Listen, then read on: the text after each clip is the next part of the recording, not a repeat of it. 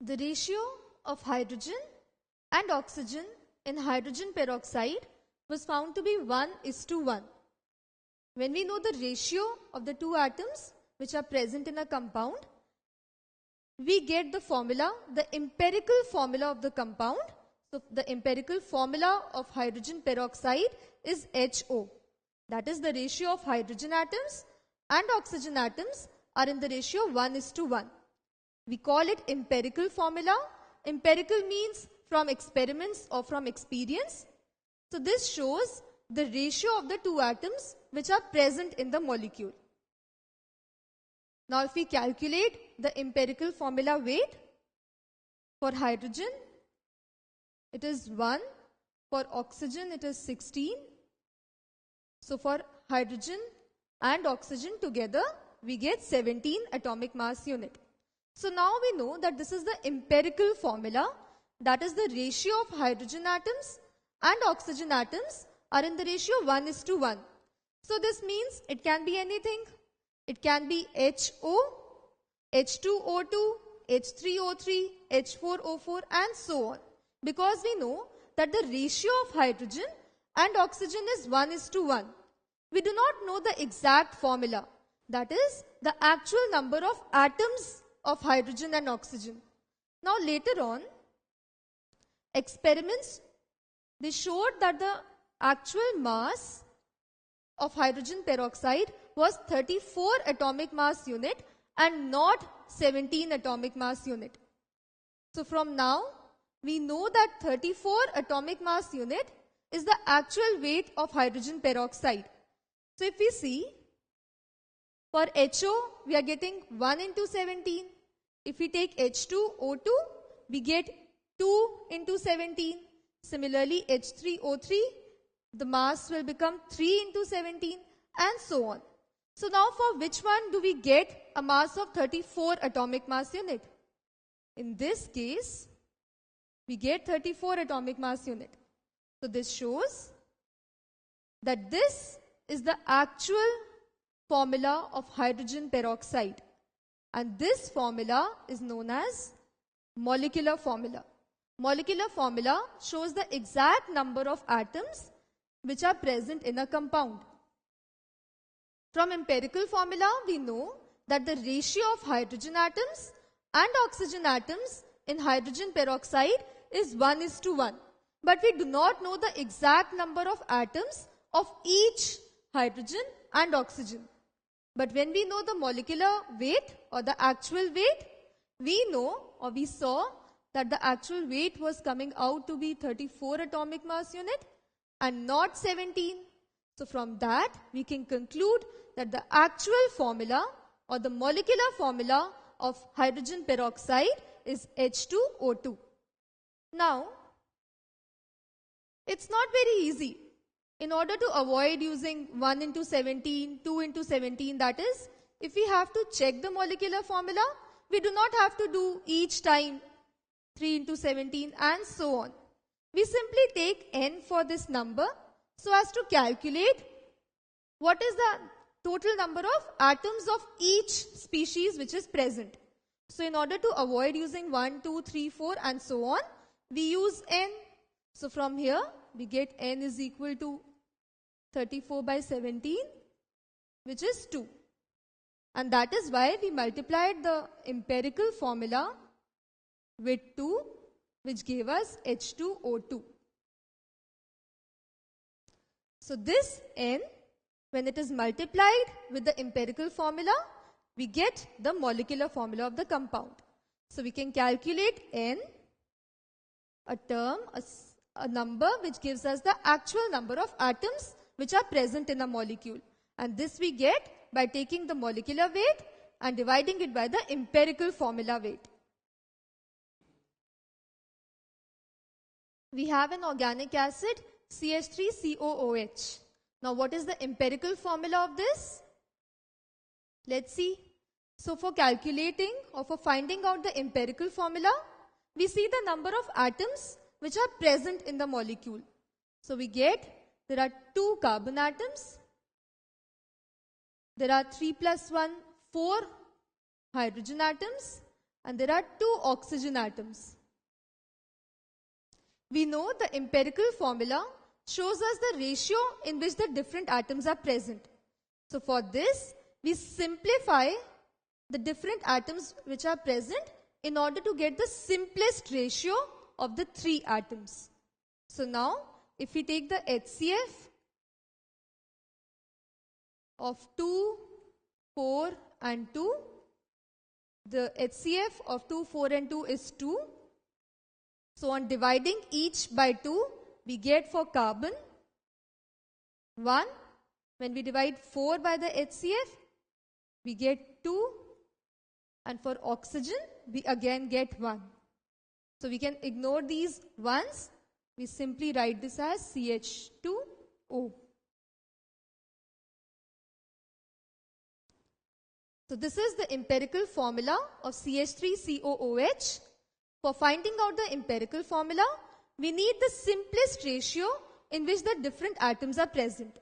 So in this case, we see that the simplest ratio in which carbon, hydrogen and oxygen are present is in the ratio 1:2:1. So this is the empirical formula of CH3COOH. What do you think is the empirical formula of water? That is H2O. So again, in this, you see that there are 2 hydrogen atoms and 1 oxygen atom. We have to find out the simplest ratio in which the 2 atoms are present. So if we take the HCF of 2 and 1, we get 1. So if we divide 2 by 1, it remains the same. Similarly, for 1, it remains the same. So we get H2O. So the simplest ratio in which the hydrogen atoms and oxygen atoms are present is in the ratio 2:1. So this is the empirical formula of water. A very significant organic compound of carbon and hydrogen, which was used for many industrial purposes, it contains 7.7% hydrogen. The molecular mass of the compound is 78 atomic mass unit. We have to find out the empirical and the molecular formula of the compound. It's given that the atomic mass of carbon is 12 atomic mass unit and that of hydrogen is 1 atomic mass unit.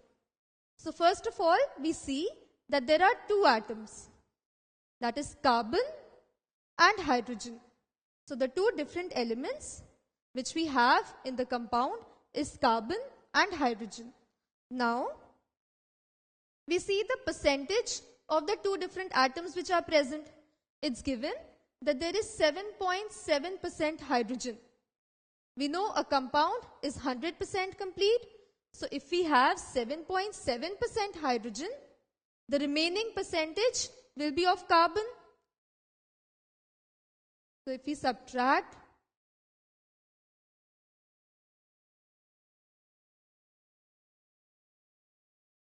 7.7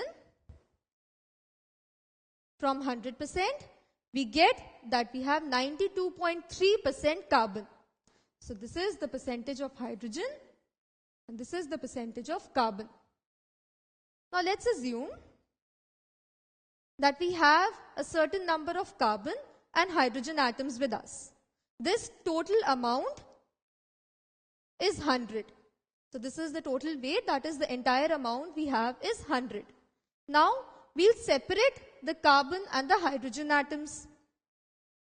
We have separated from that complete mixture of carbon and hydrogen atoms, that was the compound.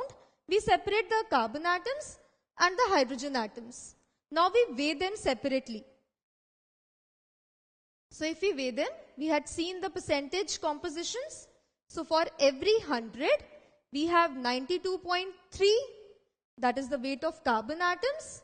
And for every 100, we get 7.7, which is the weight of hydrogen atoms. So for carbon, it is 92.3 and for hydrogen, it is 7.7.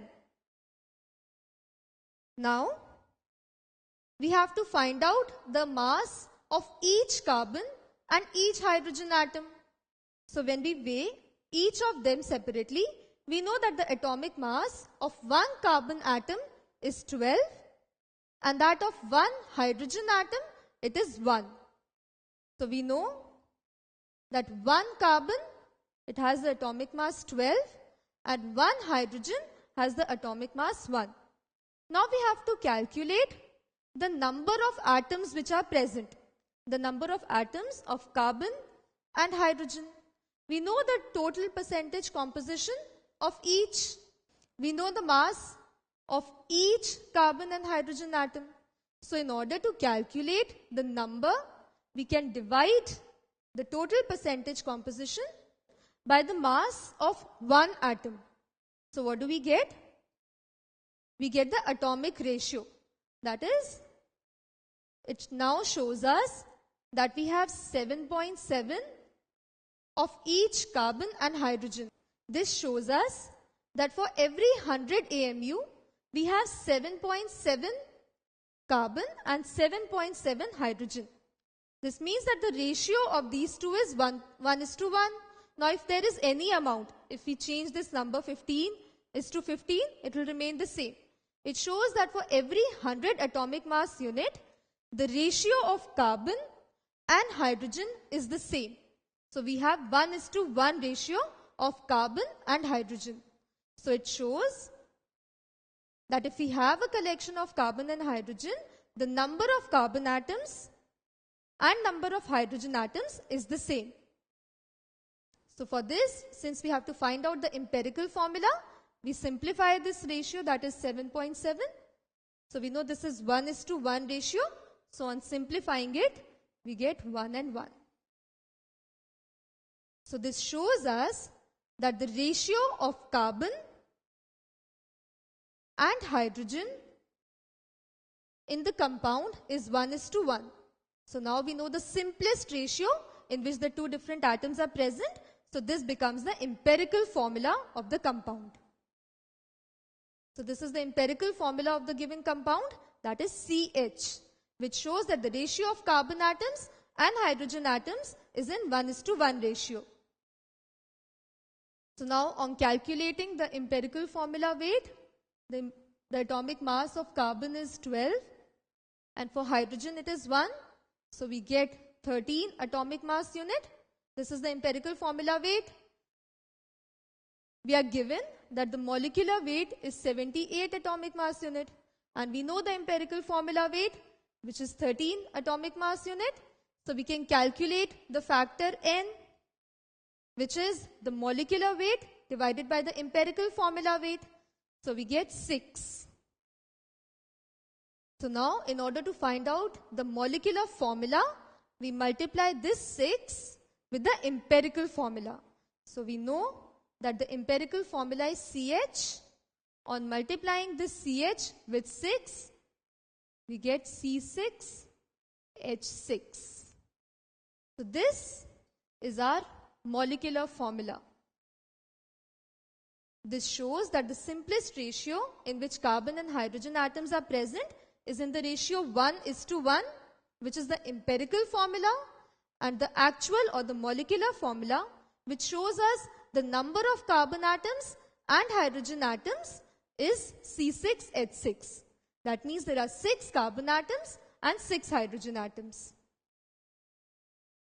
So whenever we have to find out the empirical formula of a compound, we see the different elements which are present in the compound.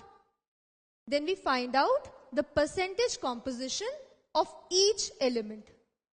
After that, we know that the atomic mass, it shows us the atomic mass of each atom which is present. Now we know the atomic mass of each atom. On dividing the total percentage composition by the mass of each atom, we get the atomic ratio of the two different elements. So now from this, we see that this is the ratio of the number of atoms which are present for the two different elements. So now when we get this ratio, we can simplify this ratio in order to get the empirical formula. The empirical formula gives us the simplest ratio in which two or more different elements are present. So when we get the atomic ratio, we further simplify it to get the simplest ratio, which gives us the empirical formula of the compound. So once we know the empirical formula, we can calculate the factor n, which is the molecular weight, by the empirical formula weight. So now when we know the empirical formula, we multiply it by this factor, so we get the molecular formula. This is how we find out the empirical formula and the molecular formula of any compound.